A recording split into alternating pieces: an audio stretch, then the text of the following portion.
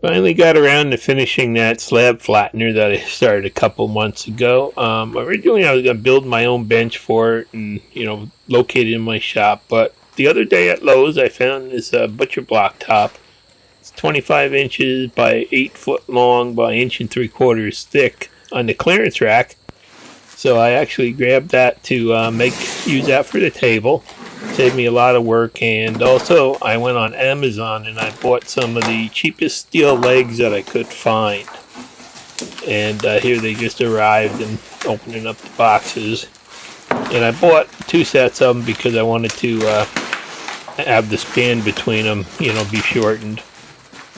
And here you can see they're just a steel leg. They're an X shape, and they're not made out of real heavy-duty tubing, maybe 16th wall tubing, but they're really, for what I paid for them, they're really nicely made, and looks like they'll work good.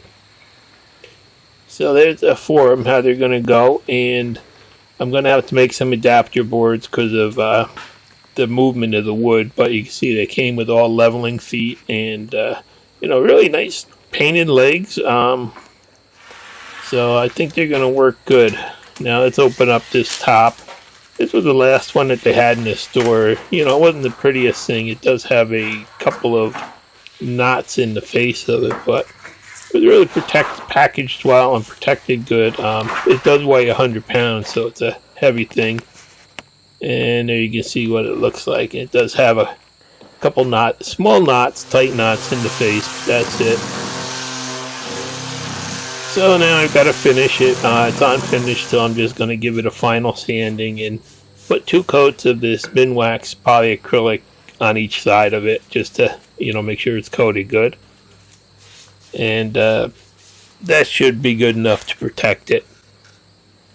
I like to use this stuff on everything because it dries in an hour and you can sand it and recoat it. And here's what the bottom looks like. You can see there's a lot more defects in the bottom, but nobody will ever see it. It's how they make a lot of money off of some scrap chunks of wood. So it's all finished and ready to go down in the shop now. Borrowed my wife's little cart to get it out there, and there we go, just moving it in. And like I said, it is, it's over right around 100 pounds, I think. It is a fairly heavy top, and boy, is it flat. So I'm going to just set it on the bench and flip it upside down so I can work on getting the legs on it now. Now the legs only have small drilled holes in for mounting them on the bottom. And on a slab this wide, you need something, you need some movement because that slab's going to, grow by 1/4 inch over the season changes. It's going to grow and shrink. So I decided to make some 1-inch thick blocks to put on top of the legs there. I had some rough cut ash that I'm just going through now and squaring up, flattening, and cutting the size here. And I figured that'll give me something to mount the legs to. Plus it'll give me an extra inch of height that I was looking for. And there you see how nice that tray stop works on the saw. It's really the best thing you can do to one of those Incra sleds. And then just break some 45s on the corners of them using the sander. And, there's another machine I've had no problems with or anything, so that's a good one.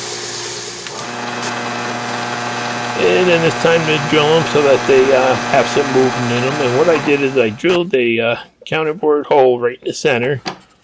And then I drilled some pockets there for a fender washer to slide in. And now what I'm doing is making a slot with a 1/4 inch movement on each side. And that's easy to do with a Forstner bit because they don't require the center to drill. So I drilled, drilled one side, move it a 1/4 inch, and center the slot in there and drill the other side. Basically I've got a big oversized slot to give some movement. And then 2 coats of polyacrylic on all these pieces too. There you can see the slots are, not the prettiest in the world, but they will give it the movement that's needed. And now it's time to mount these on the bottom. You can see I'm putting these are a little wider than the legs, and they're I'm just going to screw them to the top, and I'm using some of those Craig style screws. Now, these are the ones from Armor Tool that have the color coating on them. So the center one's going in, and that's kind of fixed. And then for the outside ones, I'm putting a M5 fender washer in there first, and then I'm going to center the screw in there. So I should be able to, handle up to over a quarter inch of movement in the top with no problem. And that's, something you really need when you're fastening anything to a wide slab like that. And then the legs have 8 holes, and it's just a matter. I tell you, I love that little Milwaukee offset driver there. You can see how tight these screw holes are to the legs, and you can just get right in there and put the screws in place with this. And again, I'm just using 1 inch long, the armor screws, and they do not go through that board on top into the tabletop, so everything can slide. But that little offset drill really does help when you get into tight situations. Never thought I'd need something like that.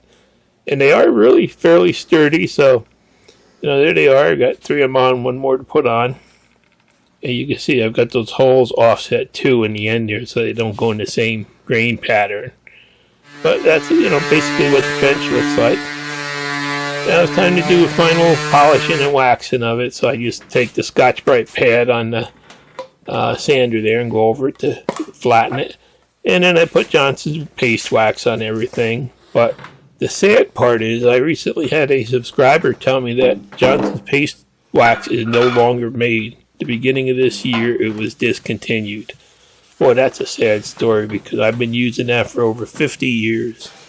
Put it on everything I make, use it on all my cast iron tops to keep them clean, and basically it's just been a staple in my shop. So if you find any and you use it, buy it up because it's not going to be around much longer. So I got that all sanded down, and just wanted to show you, this is my straight edge. That's a 50 inch straight edge. And this top, I just cannot believe how flat it is. It's absolutely perfectly flat, and no twisting or anything. They really did a good job with that scrap wood they made it from. Alright, so it's getting a little heavier now with the legs on, so I just got a couple dollies under it. And you can see I did move the sander and my lathe out of this area against the wall by the bandsaw. And I chose this area in the height of the tabletop to keep the tool low enough that anything off the bandsaw can just go right over top of it without, and have clearance without being in the way. And the same with the sander. I'll show you in a second. I moved the sander over and the wood can go right over top of this. So I got it in place and then threw a level on it and went back in these little screws, leveled it up good, no problem. Really sturdy feeling, no shake or anything else. So, if you ever need a quick pair, I'll put a link down below. If you ever need a quick, cheap set of legs for building a desk or something, these things work good. Then just a couple little brackets to hold it to the table. And now I'm going to store all my scrap wood in these bins under here. So all my little scrap pieces I'm keeping will be sorted and organized. I have to get 3 more bins now. But you can see the dust collection's all hooked up. The VFD's on the wall there. And everything fit kind of like out of the way. And I have storage area under for all my, extra scrap wood. It's pretty amazing what I've got crammed in my little shop down there. But there you can see there's other videos about building, building all this. And it was a fairly simple build. And now it's in place where it's going to be, and ready to start doing some slabs. So I'm happy with how it came out, and the tabletop just turned out perfect, and allowed me to finish it up in a couple days without spending weeks making something. And it's a tight fit in there, but it does fit, and you can see I moved that jet sander over. And I slid my router table down some, and everything's been moved around and cleaned up. The CNC router's there, and stuff off the sander can actually go right over the top of that sled. And here's where I wound up cleaning out, putting my lathe. So, you know, everything's still in the shop and it's just reorganized and cleaned up. So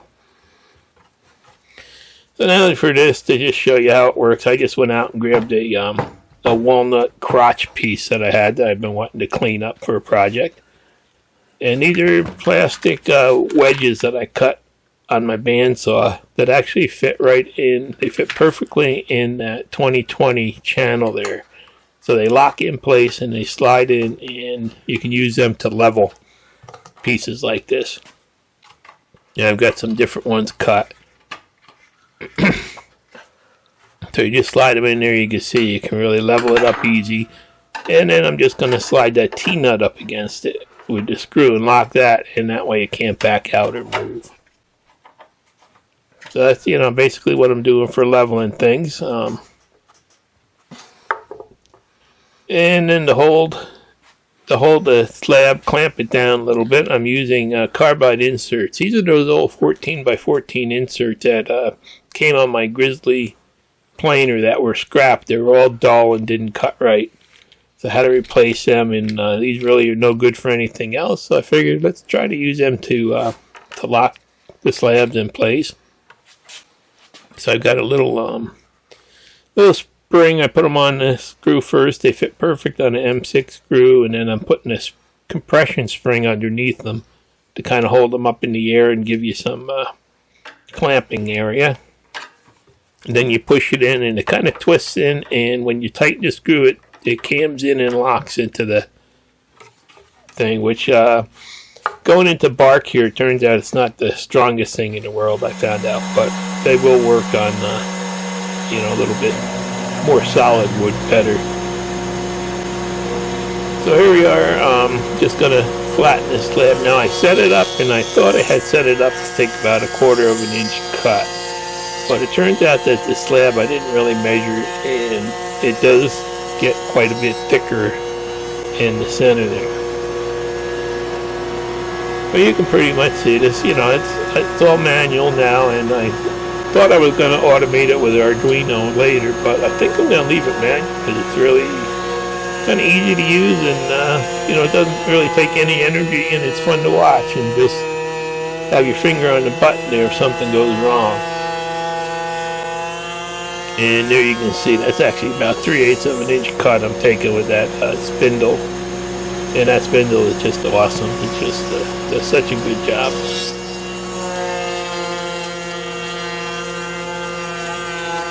So, you know, something like this I could have actually flattened on my CNC router, but it's just a pain in the neck to do stuff like that because it takes a while to set it up, and it takes a while to get the program loaded and get everything set up and running. And so I don't mind doing this, and you know, this actually will do longer pieces too, so that's what really counts.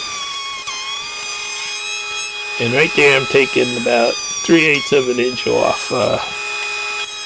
Turned out that the slab did get a lot thicker there. And then I ran into a problem right there where I was trying to take a 1/2 inch cut of the full 2-inch bit. So you can see it did slip it a little bit, really moved it some. So that just shows me that I have to make an end stop too to keep things from moving. But that's all because the bark is fairly soft that my clamps are in. So I'll work it out, you know, a couple more changes here and there, but it looks like it's going to really work good. And you can see zero dust. That's what I love about this. Alright, so I dropped the cutter now 1/4 of an inch to do a final pass on this crotch here. And I'm just going to take a pass inside of that bark and try to take a couple light ones off it going back so I don't damage it. But you know, really, this is like a kind of end grain crotch, and you can just see, you know, the beautiful job that it does on it.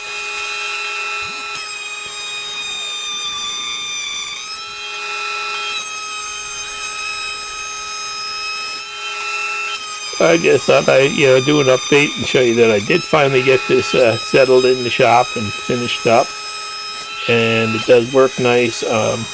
the tabletop really did save me a lot of work and headaches, and those metal legs, hey, they were good. They worked out good, and they didn't cost a whole heck of a lot. So, but I just wanted to show you, exactly how it works now and where it's sitting, and just how good a job it does at collecting all the sawdust that goes along and flattens the slab. This is the best part about it, because with my other manual sled, boy, what sawdust I ate.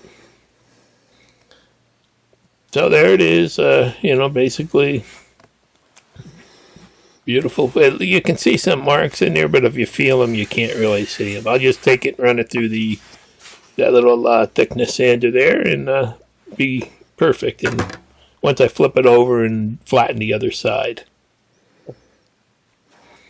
And that spindle motor really does a good job. That was one of those cheap Chinese spindle motors. It worked good. I still have to get a couple more of those bins for my scrap wood, and that'll all be sorted out, and I'll put some labels on them in the future. Dust collection works good. I've got that VFD over there where I can plug it into my bandsaw plug, so I don't have to do any rewiring or anything. So, it's really an easy way to flatten things and not have a sawdust problem. It's like one step up from a manual sled and one step down from a CNC router. So, it's really right in the middle there, and it's going to work good, I think. I really like it. That's why I made it a permanent part of my shop. So I just thought I'd do a quick update and show you that I did finally get this all finished up. Thanks for watching. Please subscribe.